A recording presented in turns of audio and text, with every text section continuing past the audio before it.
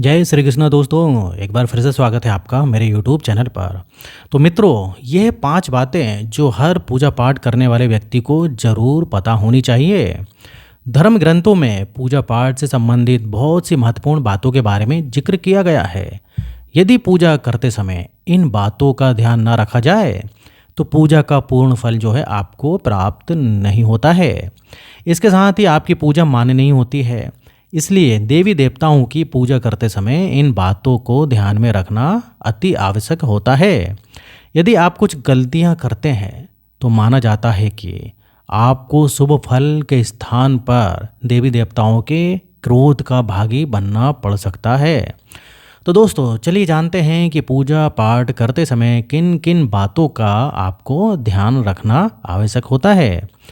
लेकिन उससे पहले अगर आप भी चाहते हैं कि माता रानी का आशीर्वाद आप पर बना रहे तो इस चैनल को सब्सक्राइब जरूर करें और वीडियो को एक लाइक तो ज़रूर करें और कमेंट बॉक्स में दिल से जो है आप लक्ष्मी माता जरूर लिखें। तो चलिए दोस्तों, जानते हैं कि पूजा पाठ करते समय किन किन बातों का जो है आपको ध्यान रखना आवश्यक होता है।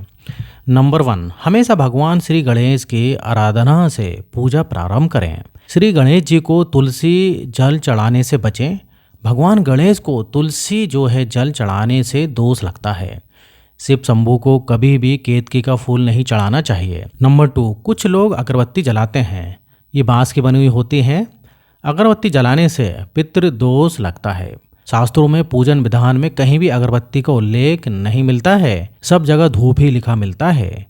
अगरबत्ती केमिकल से बनाई जाती है। भला केमिकल या बांस जलाने से भगवान कैसे खुश होंगे? इसलिए अगरबत्ती का प्रयोग जो है ना करें। अब नंबर 3, देवी देवताओं को तिलक हमेशा अनामिका उंगली से ही करना चाहिए या लगाना चाहिए।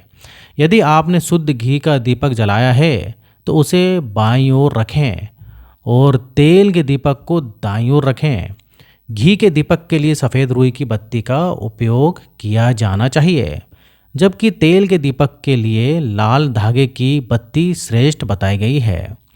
पूजन में कभी भी खंडित दीपक को नहीं जलाना चाहिए। धार्मिक कार्यों में खंडित सामग्री शुभ कभी भी नहीं मानी जाती है। पूजा के बाद भगवान को भोग अवश्य लगाना चाहिए। देवी देवताओं को कभी भी बासे फूल या बासे पत्ते अर्पित नहीं करना चाहिए। नंबर 4, पूजा पाठ में पवित्रता का विशेष ध्यान रखना चाहिए।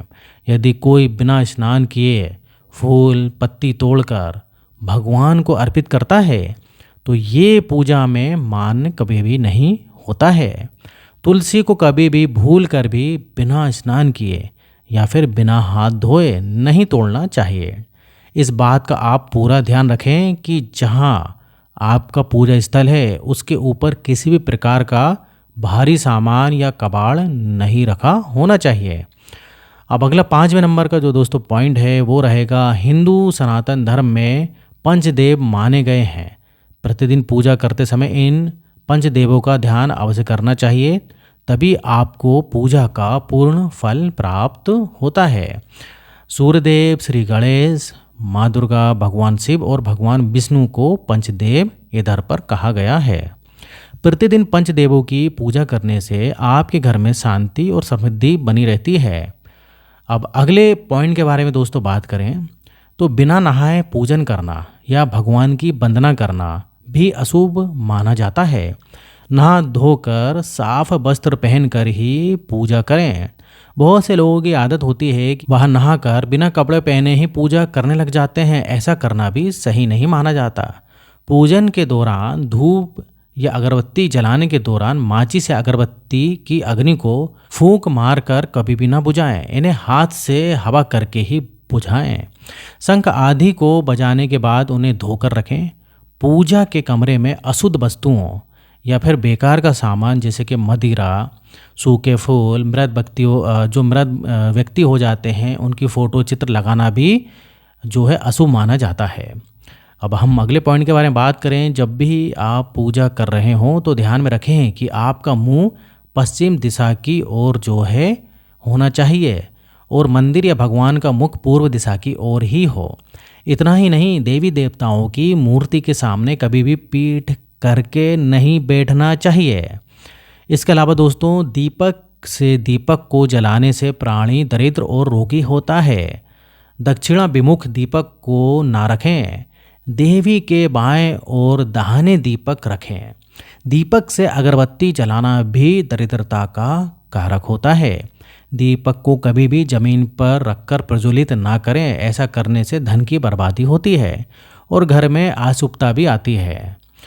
अब देखिए दोस्तों, पूजा करते समय यदि गुरुदेव, ज्येष्ठ व्यक्ति या फिर पूज्य व्यक्ति आ जाएं, तो उनको उठकर प्रणाम करें। उनकी आज्ञा से शेष कर्म को समाप्त करें।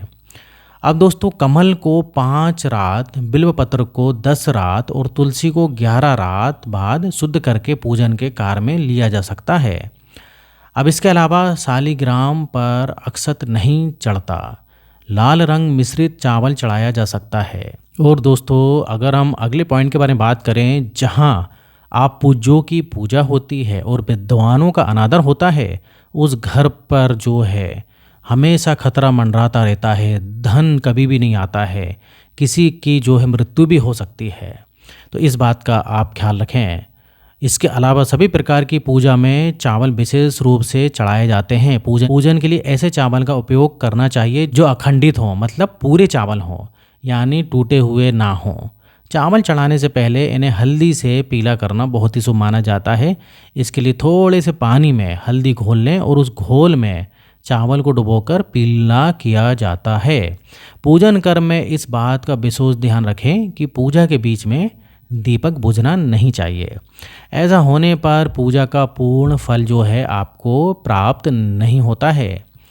अब किसी भी प्रकार के पूजन में कुल देवता, कुल देवी, घर के वास्तु देवता, ग्राम देवता आदि को ध्यान करना भी आवश्यक है।